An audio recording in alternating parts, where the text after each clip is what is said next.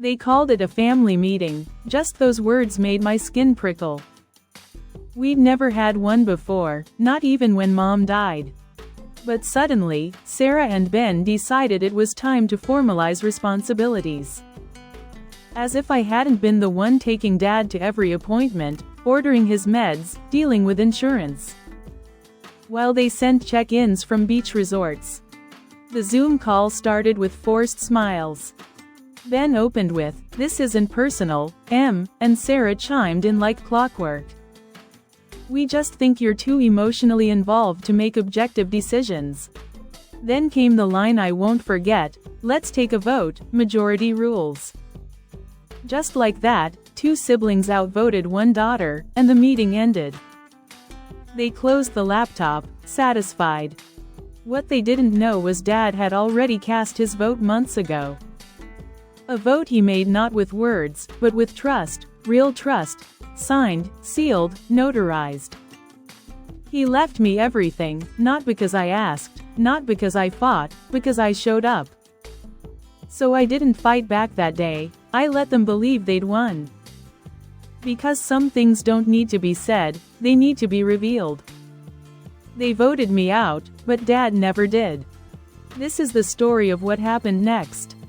The next morning, I found the envelope again, tucked in the back of my filing cabinet. Behind old tax records and expired warranties. Cream-colored, heavy, Dad's handwriting on the front, strong, even in the months his hands had begun to shake. I hadn't opened it since the day he gave it to me.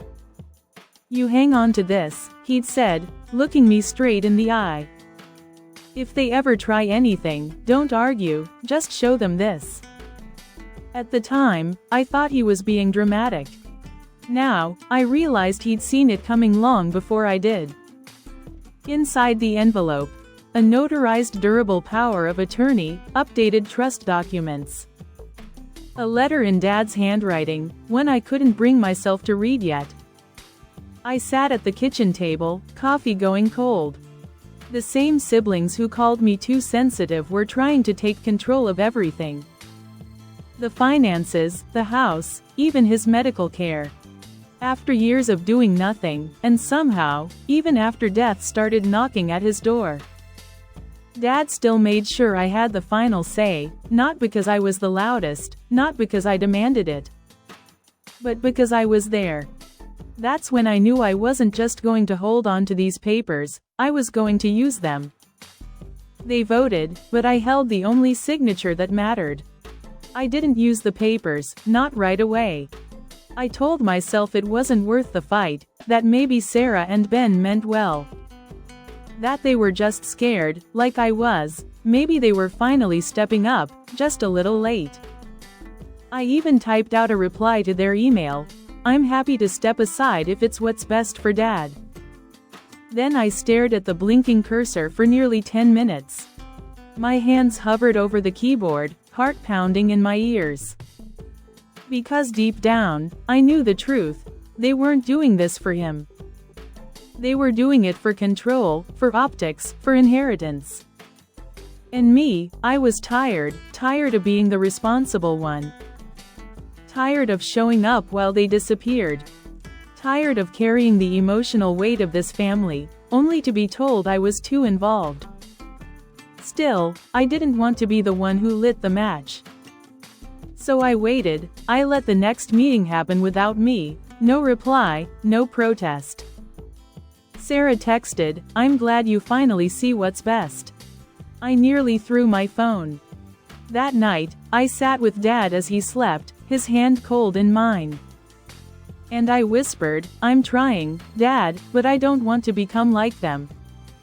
Silence can look like surrender, but sometimes it's just the moment before the storm. His name was Lawson, Harold Lawson, the family's lawyer for as long as I could remember. Sharp mind, soft eyes, and a voice like gravel and honey. He was the one Dad always trusted, the one who handled Mom's will.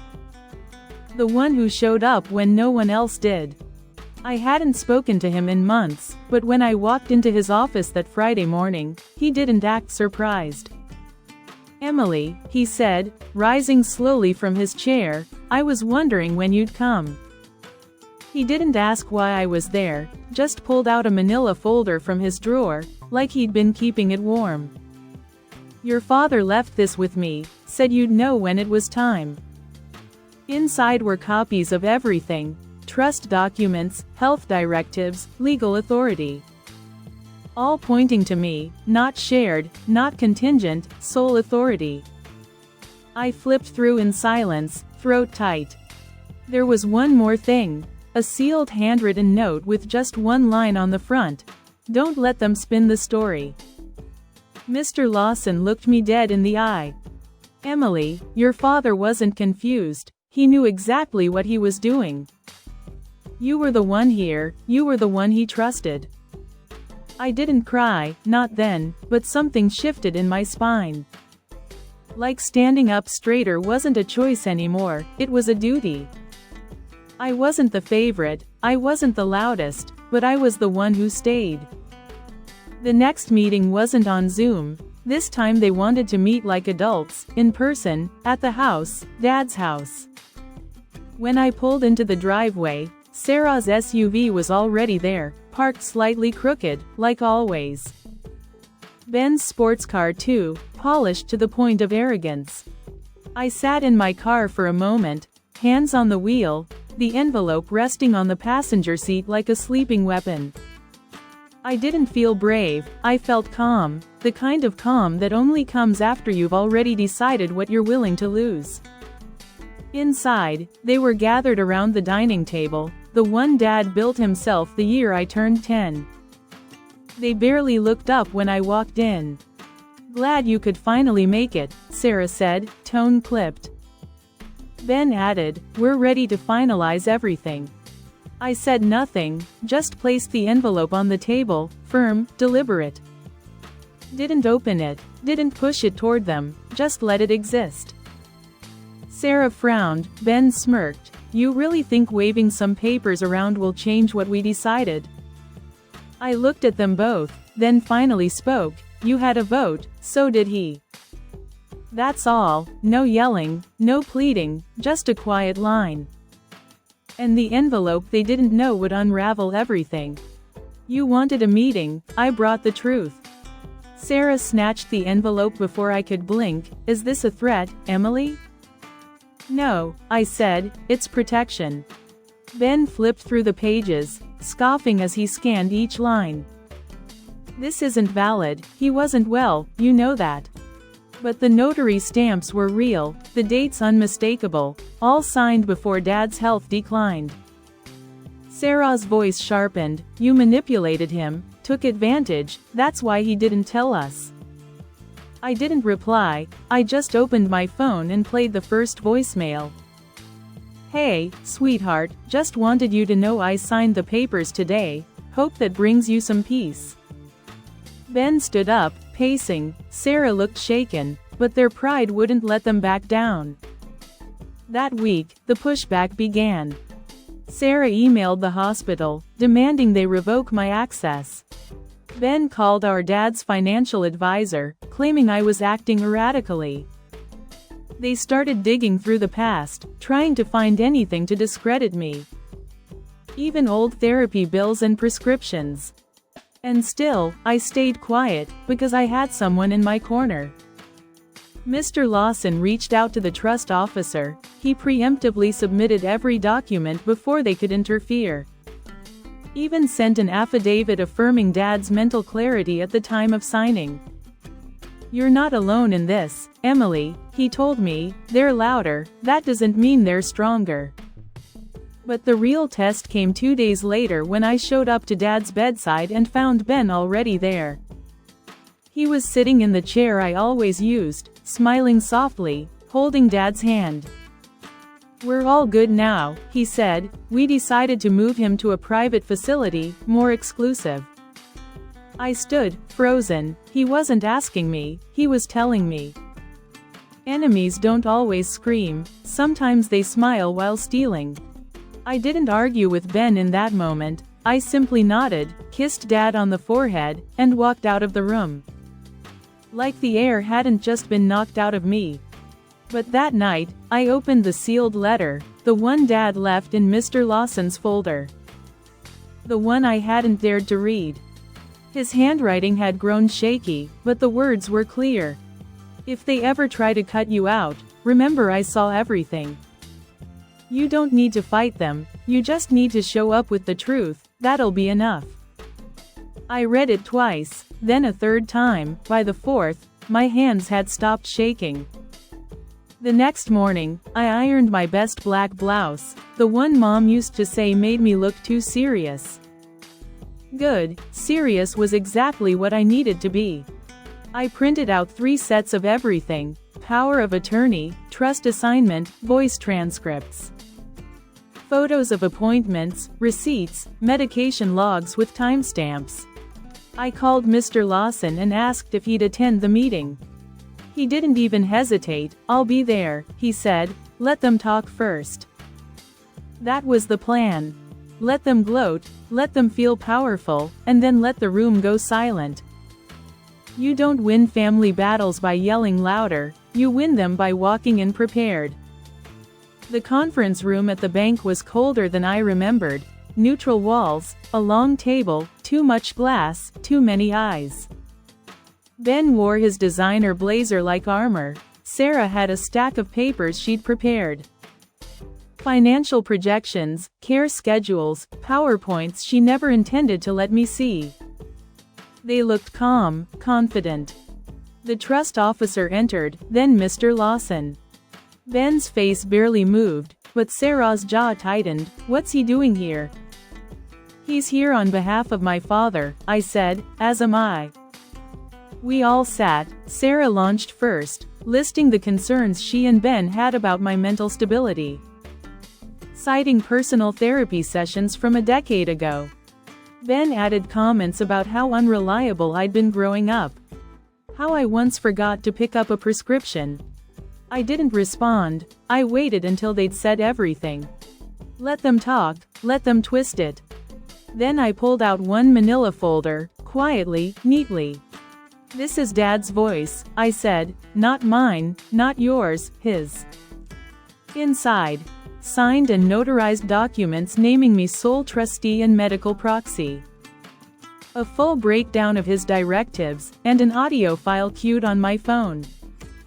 I tapped play. "Emily, if you're hearing this, it means they tried to take over. But I trust you, only you." I wrote it down. "They can fight all they want, they won't change what's true." Silence. The trust officer cleared his throat.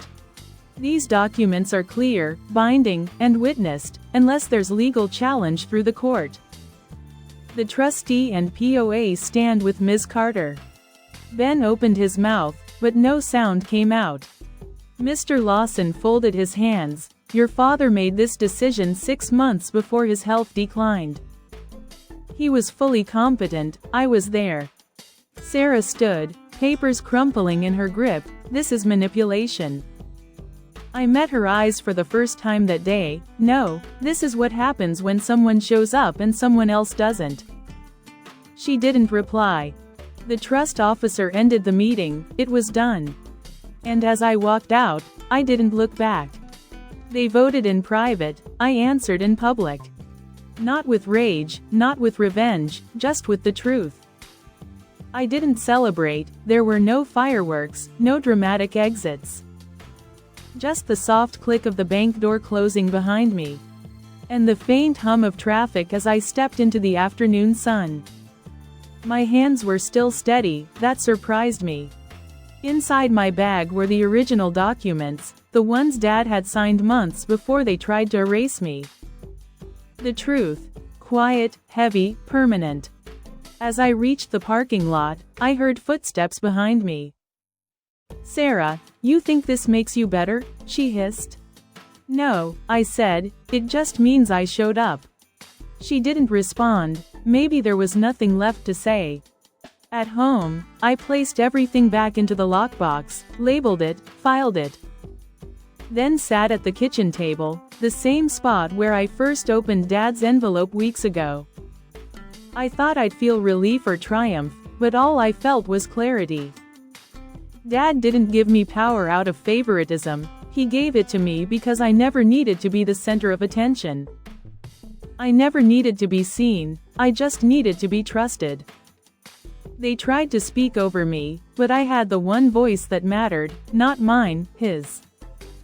The next few weeks passed in paperwork, silence, and glances that no longer tried to hide their resentment. Ben and Sarah didn't speak to me again, not directly. Instead, I heard from their lawyer, they wanted to contest the trust.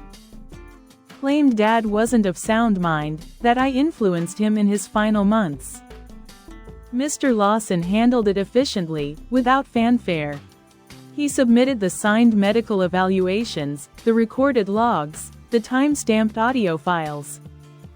He even included Dad's weekly journal entries, sharp, dated, and unmistakably lucid.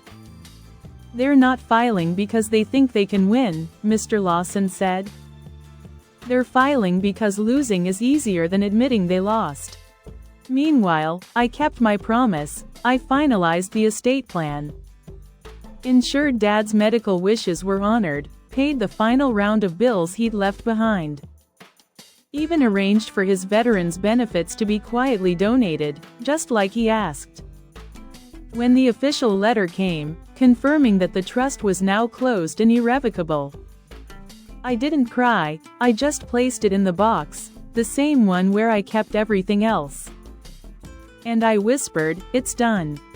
But I knew something had shifted, not just the documents, not the roles, me. I wasn't the quiet daughter in the background anymore. I was the one who carried the weight and never dropped it. They tried to drag me into court, I stood where my father left me, steady. The morning Dad passed, the house was quiet.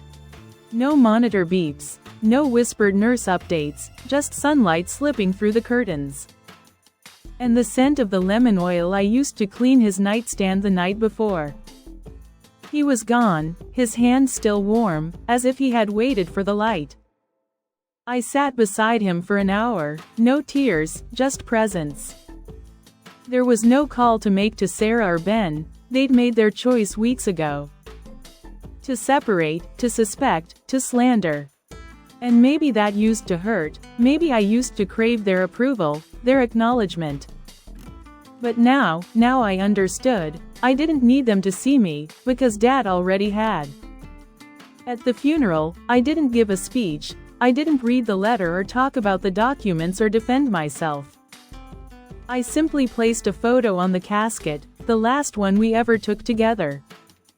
Just him and me, porch steps, hot coffee, a quiet smile. People asked where my siblings were, I shrugged. Sometimes absence speaks louder than eulogies. After the service, I walked home alone, no escort, no entourage, no chaos. Just me and silence.